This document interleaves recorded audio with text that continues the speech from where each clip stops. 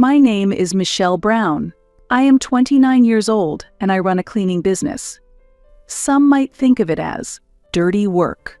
It seems that my family especially thinks so. However, I take pride in my job. My company, Clean Life, which I started alone 7 years ago, has now grown into a mid-sized business employing 50 people, with annual sales exceeding $3 million. Yet, to my family, I was always just the janitor. This was particularly true for my brother Kevin. Kevin is 21 years old. He is studying medicine at a renowned private state university. His tuition fees amount to $60,000 per year. For the past 3 years, I have covered all the expenses that his student loans didn't, as our parents couldn't afford it and I wanted to support Kevin's dream. Lately, I often reminisce about my childhood. I remember the day I held my newborn brother for the first time in the hospital waiting room when I was 8 years old. "Michelle, this is your brother Kevin," my mother said softly, guiding me as I held the baby with trembling hands. The warmth of that tiny life still lingers in my palms. "Please help take good care of Kevin as his big sister, won't you?" My father's words sowed a sense of responsibility in my young mind, which would shape my life thereafter. Our parents both worked, my father in a local small factory, and my mother part-time in a grocery shop. Although not wealthy, they worked tirelessly to prevent us siblings from experiencing hardship. Since elementary school, it was my routine to take care of Kevin after school, helping him with homework and making snacks. Although we fought at times, we cared for each other and were close siblings. Kevin's aspiration to become a doctor was sparked by an incident in the winter of his 2nd grade. He suddenly developed a high fever and severe cough. At first, we thought it was just a cold. However, that night, Kevin's breathing became labored. "Michelle, it's hard to breathe." I remember the midnight visit to the emergency room, his face pale and with an oxygen mask, rushed into the examination room. Diagnosed with severe pneumonia, he was immediately hospitalized. With our parents unable to take time off work, I, then a high school student, skipped school to care for him. "Don't worry, I'm here with you," I reassured Kevin as he lay crying with an IV drip. We stayed in a 4-person room. Kevin, weak under his oxygen mask, lay by the window. As his fever spiked at night and he tossed in his sleep, I would come after school and sometimes stay overnight to change his ice pillow and wipe his sweat. This girl really takes good care of her brother. I heard an elderly lady in the same room tell a nurse. 3 days into his hospitalization, Dr. Anderson came for a round. A kindly middle-aged doctor with a gentle smile, he reassured us, "You're doing well. You'll get better soon." Kevin nodded weakly. "The doctor is kind yet seems so reliable," Kevin murmured. A week into his stay, a little girl in the same room had a seizure at night. Dr. Anderson rushed in and skillfully handled the situation, with Kevin watching intently. "Amazing," he whispered in pure admiration. On the day of his discharge, Kevin thanked Dr. Anderson. "Dr. Anderson, I want to be a doctor like you in the future," he declared. Dr. Anderson smiled kindly. "Well then, you'd have to study hard. And remember to always be kind," he advised. "Yes, I'll do my best while learning from my sister," Kevin responded. As we left the hospital, Kevin looked back at the ward. "Michelle, I promise, I will become a doctor and help those in need," he said, his eyes shining like never before. That experience was what sparked Kevin's dream of becoming a doctor. Afterwards, I started working part-time in cleaning to help with household expenses and to contribute even a little towards my own tuition. Initially, I thought it was an embarrassing job. However, I soon realized that cleaning requires invisible effort and definite skills. My first job was at a small local clinic. Early in the morning, I polished the waiting room floor, wiped the windows, and cleaned the toilets. The clinic director once told me, "Thanks to you, Ms. Brown, our patients can receive their treatments in comfort." Those words profoundly changed my perspective on cleaning. "The place looks like it's brand new after you clean it up, Michelle," A customer once told me, a compliment I still cherish to this day. After graduating high school, I joined a major building maintenance company. Cleaning supports people's lives. I was drawn to this job believing this. While working on site, I learned the techniques and know-how of cleaning and management. In my second year with the company, I was entrusted with cleaning a large commercial facility, a crucial job overseeing more than 100 staff members. The cleaning work was relentless, from early morning at 4 a.m., before the store opened to late at night after it closed. Sometimes I had to manage both the late night and early morning shifts. Occasionally, I also had to work many hours of overtime to cover for staff who suddenly took leave. Those were incredibly busy days, but the experience became a valuable asset to me. Our cleaning staff included a diverse range of individuals, from elderly workers to housewives, each with their own circumstances. Elderly staff members, despite their excellent cleaning skills, often had to quit because their bodies could no longer keep up. In the break room, I heard part-time housewives with young children struggling to adjust their shifts. It was around this time that I began to think about starting my own business. I wanted to create a better working environment for the staff. I wanted to support people's lives through cleaning. That was my motivation. Michelle, you are really suited for this job. You work diligently and notice even the smallest details. Encouraged by an older colleague's words, I began studying management. During breaks, I read articles for entrepreneurs, and on weekends, I attended management seminars. Gradually, my dream of starting my own business took on a concrete shape. Meanwhile, Kevin, who had reached middle school, was fiercely pursuing his goal of becoming a doctor. He was always at the top of his class at school. His desk was perpetually stacked with textbooks and workbooks. However, our family finances were tight, and we couldn't afford to send him to tutoring. Kevin's dedicated himself to his studies desperately. He arrived at school earlier than anyone else, and after classes, he stayed behind in the library to study. On weekends, he was at the state library from the moment it opened. Kevin, you're working so hard every day. You'll surely become a wonderful doctor. My mother's words were filled with both pride and a tinge of sadness. I was just as desperate during his high school entrance exams. The high school Kevin wanted to attend had a slightly higher academic standard, but I didn't want him to give up. Don't worry, I'll support you with all I've got, I told him, buying him reference books with my own salary. I also secretly bought him snacks when he seemed tired. On the eve of the exam, I stayed up late with him, calming his nerves. Michelle, what if things don't go well tomorrow? Don't worry, you've done enough, Kevin. The joy of finding his examination number on the pass list on announcement day is still vivid in my memory. Kevin hugged me, crying. It's all thanks to you, Michelle. Thank you so much. At the age of 25, I resigned and finally decided to start my own company. I had saved $30,000 from my part-time jobs and as an employee, desperately accumulated over the years. I went around to banks with my business plan, but none took me seriously. The cleaning industry has too low an entry barrier. There's too much competition, they said. Starting a business as a woman is still seen as a risk. These words nearly crushed me repeatedly, but I did not give up. My first job was through an introduction from an older colleague from my part-time days. It was routine cleaning at an elementary school where her friend worked. The salary was low, but this was the start of my company. Ms. Brown, you clean so meticulously. We're grateful to have you here. The vice principal's words led to the next job.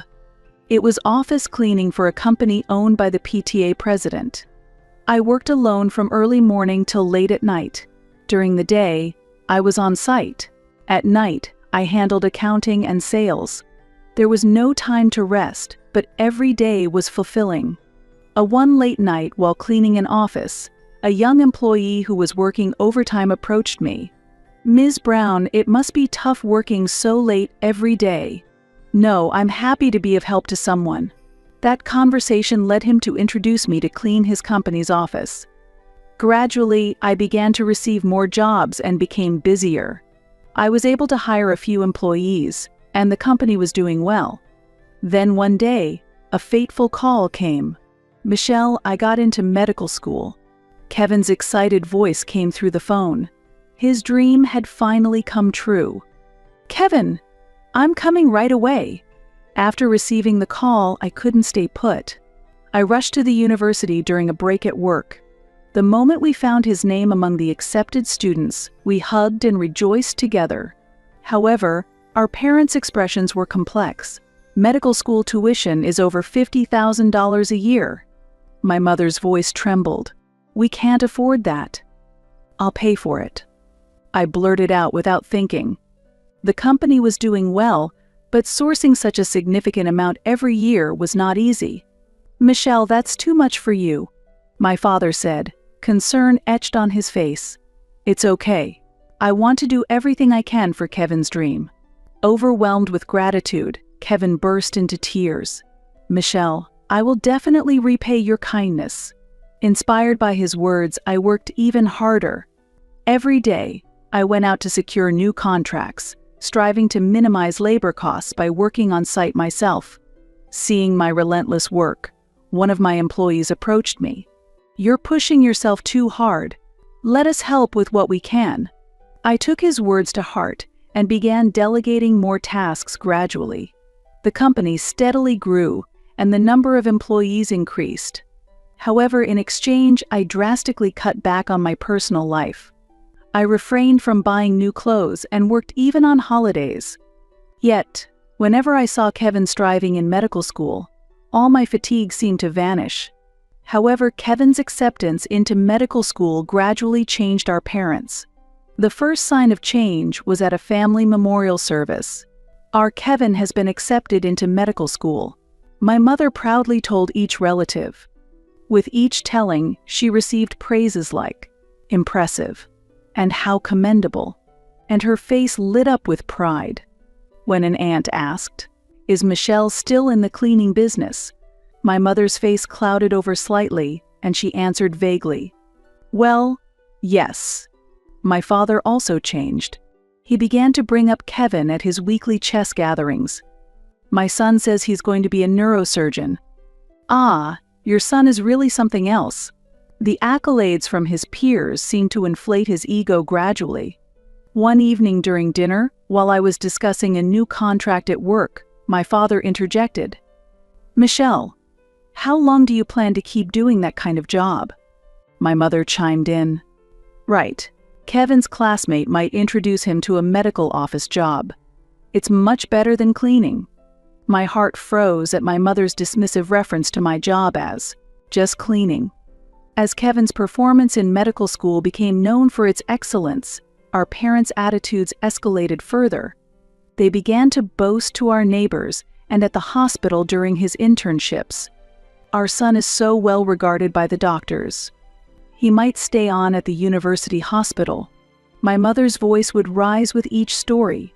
During the end-of-year cleaning, as I tried to teach some professional cleaning tips, my mother looked at me with a hesitant expression. "Michelle, it seems this kind of job suits you." My father even began planning his retirement, banking on Kevin's future success.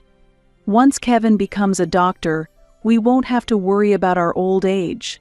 Working at a big hospital, he'll easily make over $200,000 a year," he speculated. Conversations at home gradually revolved solely around Kevin. I felt as if my existence was fading into the background. At family gatherings, my mother started avoiding topics about my work. "Michelle is. Well, she's managing," she would say, quickly followed by, "But Kevin." One day at a neighborhood Christmas party, a decisive moment came. "Your son is in medical school? That's really impressive," a neighbor commented. My mother responded proudly, "Yes, perhaps it's a result of our upbringing. We've inspired him to pursue a dream in healthcare." I was shocked by her expression at that moment. It seemed my daily efforts to pay his tuition had been erased from my parents' memory. My decision to leave home stemmed from these experiences. Keeping a reasonable distance, I managed to maintain a relationship with my family. However, a significant event soon shattered our family dynamic. It began in the autumn of Kevin's senior year in medical school. Kevin started dating a fellow medical student, Tiffany. They met during an internship at the university hospital. She was talented and beloved by everyone. Kevin was instantly smitten. Tiffany is the only daughter of a family that runs one of the top general hospitals in New York. Kevin's voice over the phone held a note of pride. It turned out her father was the director of a general hospital. That's amazing. But I'd like to know more about her. Can you introduce me sometime? Ah, yeah. Sure. But it's exam period now, so maybe later. This exchange was repeated many times. Even after a year of dating, I had yet to meet Tiffany. At first, I didn't mind. Medical school is busy, and I was busy with work too. But a sense of discomfort lingered. One day on my way home from work, I accidentally saw Kevin and Tiffany in front of a high-end restaurant, chatting happily. Just as I was about to call out to them, I saw Kevin's expression darken.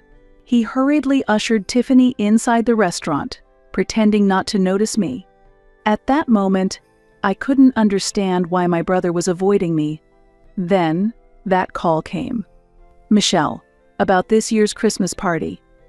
My mother's voice carried an unusual weight. Maybe it's better if you don't come this year. I was taken aback for a moment, doubting what I just heard. Our family's Christmas party was a never-interrupted tradition, one I had always attended no matter how busy I was, even when I started my company or during delicate times in our family relationships. Since my childhood, this party has been a cherished memory filled with my mother's homemade cakes, my father dressed as Santa Claus, and exchanging handmade gifts with Kevin. It was a precious time to affirm our family bonds. What do you mean? Well, Kevin is bringing Tiffany, and her parents will be coming too. My mother's words were hesitant, as if hiding something. That moment brought back memories of the past, the night I stayed up caring for Kevin when he had a fever in elementary school, and the days I encouraged him during his middle school entrance exams. Those memories now felt like a distant past.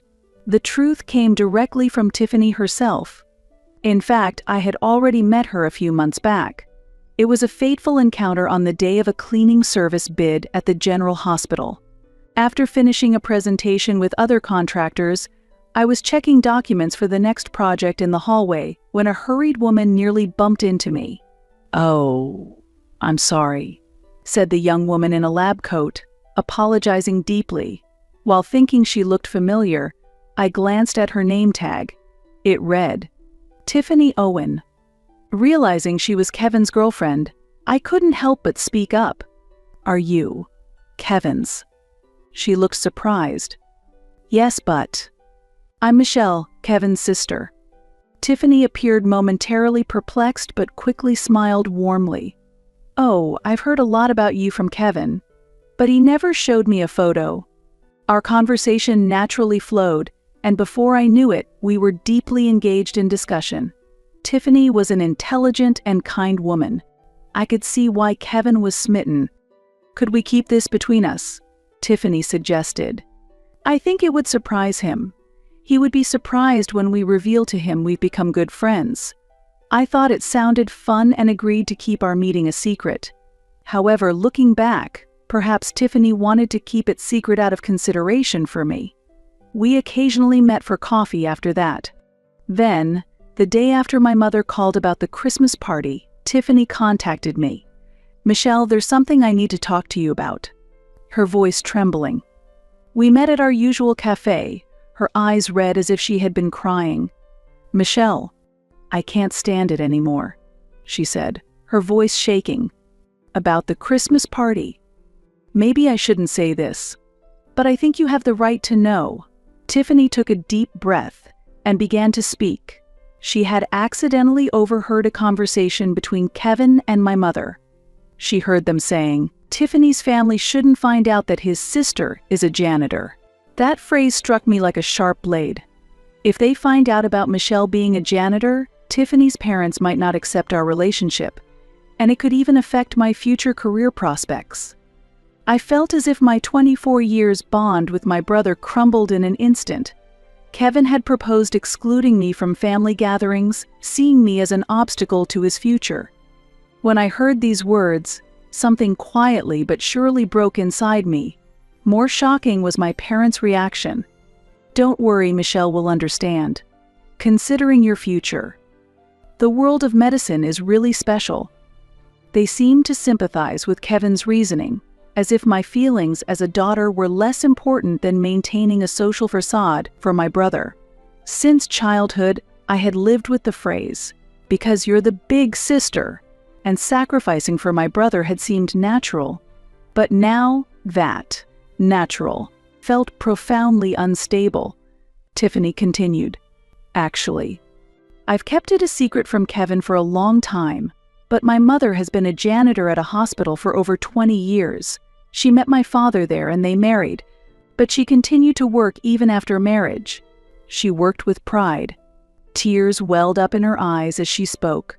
My mother always said, "Cleaning is an important job that protects people's lives." Deep gratitude for her mother shone in Tiffany's eyes. I pretended I didn't hear their conversation and said at the Christmas party, "I'd like to meet your sister." Then Kevin. He called the cleaning job embarrassing and referred to you as just a janitor. Tiffany's tears spilled over as she spoke. I can't believe them anymore. They're people who think of my mother's job in such a way, Tiffany said as she looked down, trembling. That night, I stayed late at the office, lost in thought in front of my computer. Displayed on the monitor was the payment history for Kevin's tuition fees, amounting to over $100,000 over 4 years. I had covered his day-to-day expenses and the shortfall in his tuition by taking out loans, on top of my own contributions. It was the crystallization of my sweat and tears. The nightscape visible from the office window seemed lonelier than usual. A janitor's sister. The phrase echoed in my mind like a haunting refrain. I am proud of my job. I support people's lives and maintain the environment. It is by no means a job to be ashamed of. Days of sleeplessness filled with anger came, followed with sadness. The next day, I received a brief message from Tiffany. "I've decided to break up with Kevin. I cannot be with someone who dismisses my mother's life like that. Michelle, thank you for everything." Perhaps deep down, I had sensed this outcome, but I hadn't expected it to come so soon. That night, I made a difficult decision. I stopped paying Kevin's tuition fees. A few days later, a notice of unpaid tuition arrived at the university for Kevin. Confused and angry calls came from both my parents and Kevin. "What is this? Didn't you promise to pay for the tuition fees?" My mother's voice was frantic. "Michelle, what happened? Kevin's future depends on this." My mother cried, and my father yelled at me. But my resolve was firm. If having a janitor for a sister is embarrassing, then you don't need assistance from me. I responded calmly, "Let Kevin find his own path. It will surely be a good experience for him." Kevin, in a panic, called me. "Michelle, please. Pay the tuition fee." "Why?" I asked calmly. "Am I not just a shameful janitor?" "That's not it. I was wrong. I'm sorry." "Kevin," I said quietly, "you were ashamed of my job, of my existence, yet you still want to accept my money. Our parents called every relative, but no one offered to help Kevin.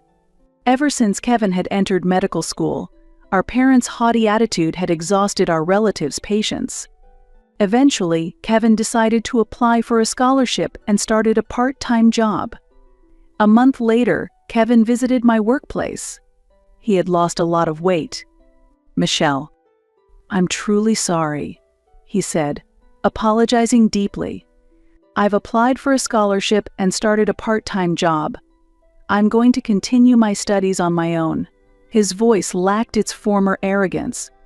The situation with Tiffany made me realize. She told me how important and honorable cleaning work is, how wonderful the job you do is. Someone who doesn't understand that shouldn't be a doctor. I listened silently to his words. "Your company. It's really impressive. I didn't realize it before. I'm truly sorry. Entering medical school made me think I was better than others. His eyes surveyed my office. There's nothing to be ashamed of anymore. Rather, I'm proud. Seeing the smiles of the people working at your company made me understand, he said. I spoke after a moment's thought. From now on, you stand on your own, but if you're really in trouble, you can come to me. Kevin nodded, tears in his eyes. Thank you. But I'll try to do it on my own as much as I can. I think that's how I can apologize to you. Months passed, and Kevin truly changed. He worked part-time at a local clinic on weekends and as a tutor on weekday evenings. Kevin began to visit sometimes to talk about his experiences in medical school and his future dreams. I want to open a clinic in the community in the future. Not one for the wealthy, but a place where everyone can feel secure. His eyes no longer held vanity or pretense, but a firm resolve. From time to time, my mother called. Michelle, I'm really sorry for trampling over your feelings. Her voice laden with deep regret. My father sent a letter. Michelle, my daughter, I am proud of your strength. We were wrong. If you can forgive us, let's be a family again. I've put off responding. I need time. But I believe that one day we can come together as a family again. A year later, Kevin started an internship at a local clinic, which, incidentally, my company was contracted to clean. Dr. Kevin really understands the patient's feelings. A nurse commented one day. Kevin chatted amiably with the janitors and became a doctor who empathized with his patients' anxieties. Now, our sibling bonds might be stronger than before. Not based on ideals or pretenses, but on a reality where we understand each other. And Kevin came to understand the true value of cleaning work. It's not just cleaning. It's a job that proudly supports people's health and peace of mind.